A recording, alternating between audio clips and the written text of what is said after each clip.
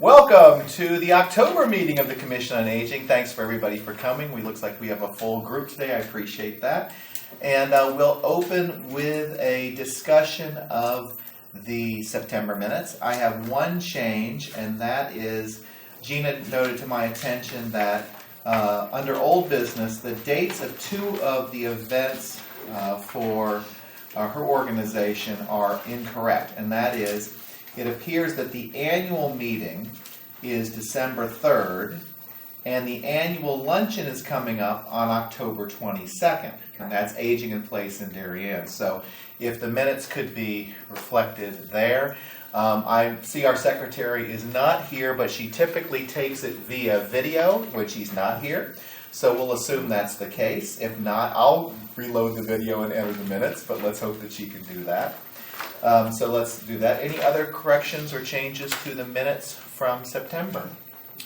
Hearing none, can I have a motion to approve the minutes as amended? Thank you. Second? All in favor? Appreciate that. And there she is.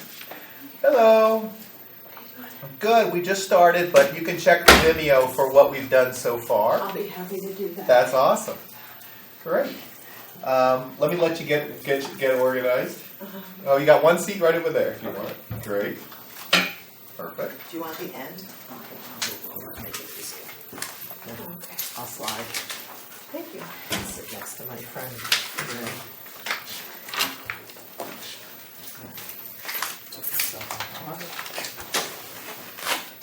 Great. Perfect. And then we will move on to our Mather Center report. Beth? Okay. Well, since the majority of October, I'm starting to bring November with me, or the month ahead. Yep. It took me only 10 years to figure that out, but better late than never. But just want to let you know that Oktoberfest is filled. We have 104 people coming tomorrow for that event. It's going to be the first time our new chef has done a big event, so that's why we're being easy on her and only going 104. We'll be back up to 130 for Thanksgiving, I'm sure. But I just also wanted to let you know that Fairfield University's College of Science and Engineering took a project on. They had offered to do a computer project for us, and I did a presentation last week on campus, and they are working on actually putting 5 different pages on our site that have more information on them and really clearly show what all that goes on at the center. So we'll see how that works, because we still have to go through the town's QSEN for it. But they're diligently working. They're actually working even on a logo. It was a lot of fun to go on campus and be with the young people who had to give me directions to find the building, because that was a whole, I had to follow a map, so that was a lot of fun. But also Fairfield University School of Nursing has contacted again for us to do the Manner of Balance program. It's a 16-week program. We have filled it each time that they've ever done it, and they get really good reviews from our folks. So we got offered again. They're going to be coming in January and running that for 16 weeks. So we're really lucky to have that. Also downstairs, we do have for the Connecticut chapter of the Alzheimer's Association, the fundraiser. Jerry sponsors it in memory of her mom every year. The reason why we do the Connecticut chapter is because the Connecticut chapter does a lot of free educational programs for us. I'm still a support group leader, and I actually run programs for them as well. So we also get lots of information pamphlets and different things that we can be able to use for folks to do referral even to their offices in Norwalk. And this year we did Dr. Verano from Maplewood. That's okay. She did memory screening for baseline, and the appointments were actually 45-minute appointments. We filled every single one of them, and folks want her to come back again. She actually loved doing it, told me that because, knock on wood, everybody she got was so good. It wasn't the whole 45-minute of an appointment, but it really was great to be able to give people a baseline and reassure folks that they are doing fine, and to give other techniques. And she's not only about the medical side of things, she's really big into good nutrition and exercise. So because we have all these wonderful programs at the center, she could actually go in the newsletter and really tell people, how about doing this, this, and this in order to keep your your memory going. So it was really neat. So she's gonna be coming back again to do that. And then now for November, you all got your little invitation for Thanksgiving. But before that, we have a lot of things going on. We're having, as Congressman Jim Himes is coming in to do a program on not only scams, but basically about the internal revenue scams, because I guess those are really big. And he's gonna do an update on the government as it is working for seniors right now and what's going on in government. He actually comes in and stays the whole hour and does, even though he talks maybe 25 to 30 minutes, it's a question and answer session that people like. So he'll be coming on Monday, November 4th. We have a new new police chief in Darien who's gonna do a little meet and greet on November 6th.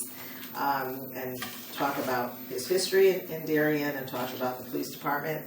The Coffee with a Cop thing that we do once a month has been really wonderful, because not only do they bring information on things that are going on in town, it's really creating a different environment of people looking at police officers as not just law keepers, but as public servants. They are going to be serving, 8 officers are gonna be serving Thanksgiving lunch this year. So, yes, and then this was their idea, they wanted to do it, and the police chief is gonna be there, so it's gonna be kind of really, really neat. And I think they're all coming in uniform. So, we didn't do anything wrong when you come and you see those police cars. That's gonna be a good thing, they might even help us with the parking, so that's a great thing too. And then I'm going backwards a little bit because I have these in order of importance. We're going to be doing a Medicare boot camp on November 1st, basically to talk about, Nancy Lombard's coming from SWACA to talk about the Choices program. Allie's going to tell you a little bit more about the glitches in the program this year as the way of applying, but it is open enrollment and Nancy comes and she gives general information. We also have a sheet now. I don't know if I gave you this, Allie, all of the places that are doing the Choices applications. Oh yeah, So- I gave it to you. Oh, that's right. Okay. I actually got another one from SWACA. Oh, So, did you? yeah. So, and they're actually the same, so that's kind of cool. But we do get folks that come in, and we don't like to turn any, and I know Allie doesn't either. So if somebody does come in from another community in the surrounding area, it's nice to be able to hand them, highlighted sheet that says where they need to go. And especially this year is going to be a little bit more of a challenge. So people need to go into their own communities to be able to do their Choices counseling. We are doing flu shots one other time, October, I believe it's the 28th, with our Department of Health. But we also, the Visiting Nurse and Hospice of Fairfield County are going to do another with their health counseling on that day, on November 5th, they're gonna do more shots. And they are all the shots for the seniors, so they're the more high-powered shots. And crazily, we are going to have a country western barbecue the first week of November. So, Oh my. yeah, so it's a little. You guys don't have enough on your plate Here's yet? what happened, we canceled it all summer Oh, long, okay. because of the dredging project, and then we were supposed to be able to do it in September, and we had to cancel it again. So this entertainer is actually awesome. So we're gonna have 2 big events. That's great. In November. So if anybody's interested, it's gonna be real barbecue too. She does a really nice job with that. And that's it for November, I think. Yeah. Awesome. All right. Thank you. Thank you. Any questions for Beth? Hearing none, thanks so much. We'll turn it over to Human Services Report. Hi, good morning. Good morning. So as Beth mentioned, Medicare open enrollment started yesterday and goes through December 7th. And it's already very time consuming. We block off an hour and a half for each appointment. Cynthia and I are both counselors. And now they did a total overhaul of the whole plan finder, which is what we use to compare the plans. Brand new, has quite a few glitches that they're hoping, even though it opened yesterday, to fix. And you now have to sign in and log in to an account. Half of our seniors don't even, or older seniors I would say, don't necessarily even have email, So we're gonna have to create an account and a password.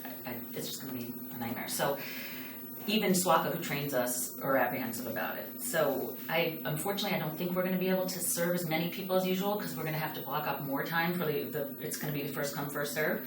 What we did find out is that they can call Medicare 24/7 and someone can help them over the phone. So at least we have an option. But everyone, I mean, they're gonna be feeling this across the country because it's a national program. But we are available, but again, it's like, we want people to call as soon as possible, because we have other programs going on at the same time, like energy assistance and all our regular day-to-day stuff. The renter's rebate program ended.